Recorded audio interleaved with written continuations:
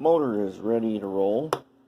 What I did, like in the SDP40 video, is I put 2 holes here so I can put a couple of number 4 screws through there.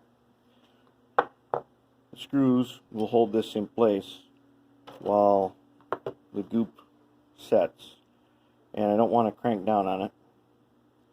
I want the goop to hold it in place. It gives me anti-vibration, because if you just glue this, when it's turning, it'll twist. Especially this motor, it's very powerful. It will twist, and it'll eventually get out of alignment.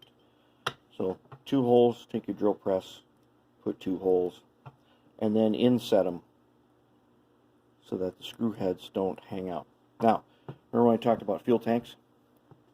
So I've taken some wood, some little scrap pieces of wood, and I have put them between the 2 fuel tanks. I'm going to beef up this fuel tank so it comes up just under the frame, and it's going to be in 2 pieces. And I'm going to take Bondo, regular old, that stuff.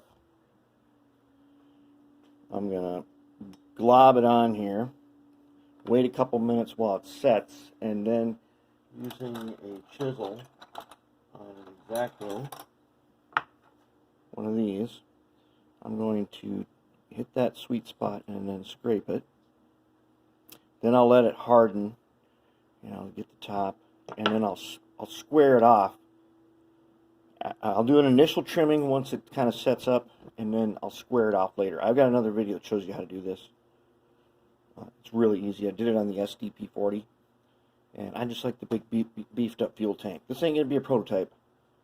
It's just meant to look cool. And that's all there is to it. We'll do the Bondo, and then we'll come back to it.